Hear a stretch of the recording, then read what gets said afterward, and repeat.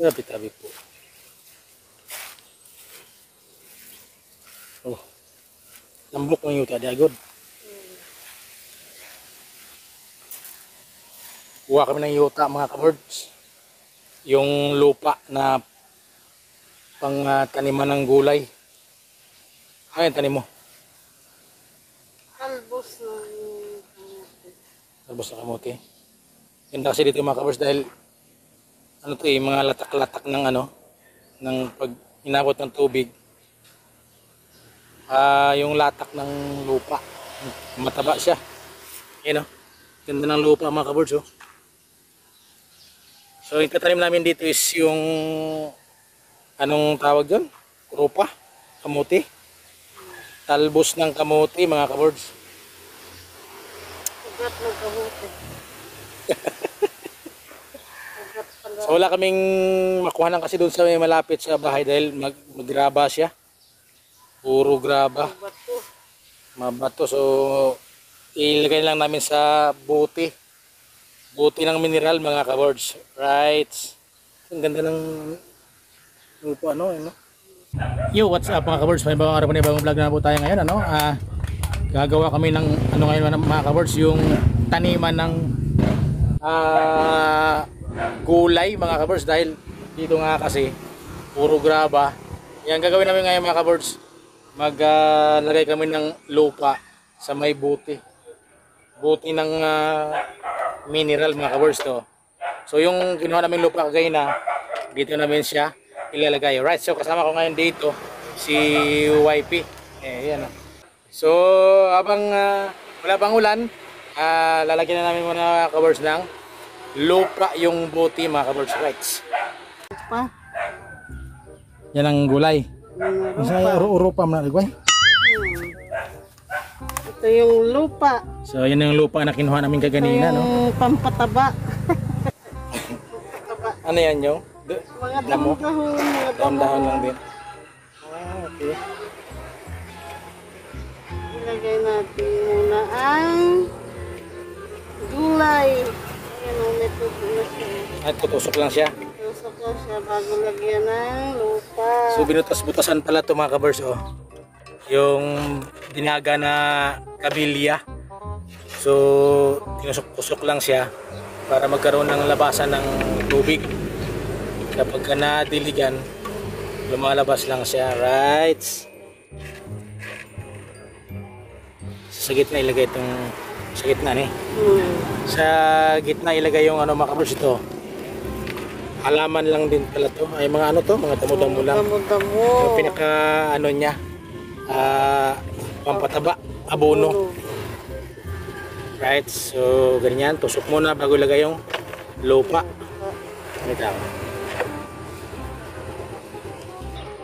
Ganyan lang mga kabords. Pero pag ito'y ng laman, ganda nga ng lupa, no? Yan talaga siya, oh. wow! Mataba siya, mataba. Mataba, matabang klase ng lupa. So parang hindi mo na kailangan ng abono. Arupa, no? Arupa siya mga kabords, yung parang kamuti. Ano bang tawag sa inyo ito mga kabords? Arupa kung tawagin dito eh. Parang kamuti siya. Nagkakaroon din siya ng laman pero hindi talaga masyadong kagaya ng kamuti na marami siya. So ganyan lang, no? Tusok-tusok lang sa gilid. Yan. So ang gitna niya, oh. Lagyan na yan ngayon mga kabords ng lupa. So itong arupa na to, pinatong lang namin sa buhangin yan mga kabords. So nagkakaroon na siya ng ugat, oh. Yan, nagkakaugat-ugat na siya, oh. So talagang kahit hindi mo na siya itanim, nabubuhay, no? Arupa. Arupa o may marupa? Arupa. Lugar. May marupa. Lugar naman yun. May marupa. Marupa. So yan, tusok-tusok lang muna. Okay na. Yan. Butangan na ng lupa.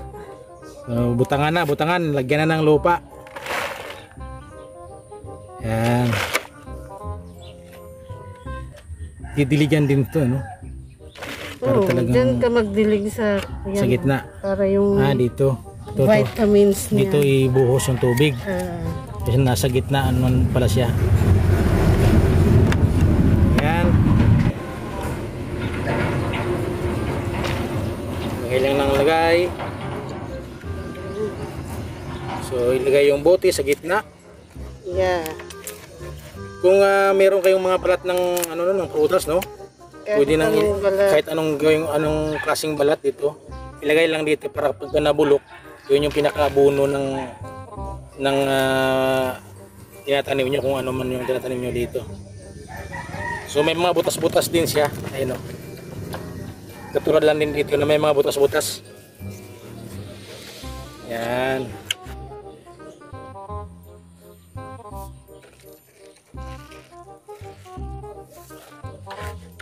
Yun, parang pinaka niya, pinaka poste.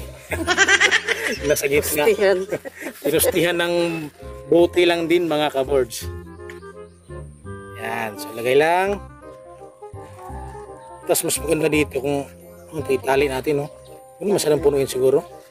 Ayun na nga, pantali yung buko. So lagyan natin ng lube dyan para talagang ibitin lang siya. Para yung mga talbos-talbos niya hindi na siya nadudumihan ba. Ito. Ayan. Parang abunong-abuno yung lupa, no? So lagyan natin ng tali.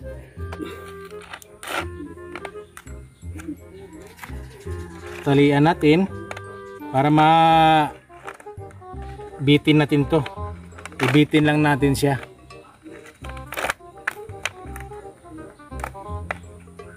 Ayan.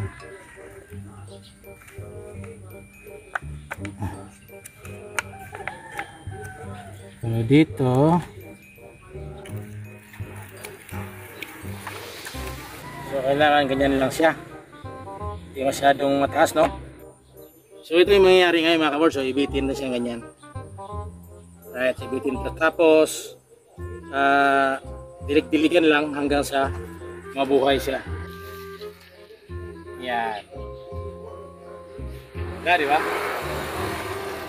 So mga kaboards,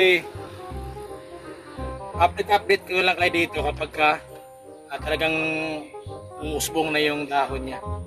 Right, so ang ganda tignan, no? Nabubuhay na talaga to, magsilaylayan siguro yung dahon nito, no?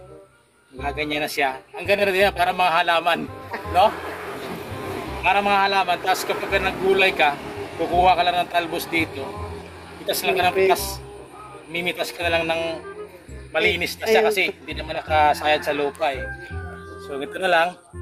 Tapos meron kaming naunang nito mga kaboards ginawa. Ito naman siya, ito naman yung alugbati. Sim pa rin siya, parehas lang dito. Tinutusok-tusok pa rin. Yan, tapos tinilagay namin dito.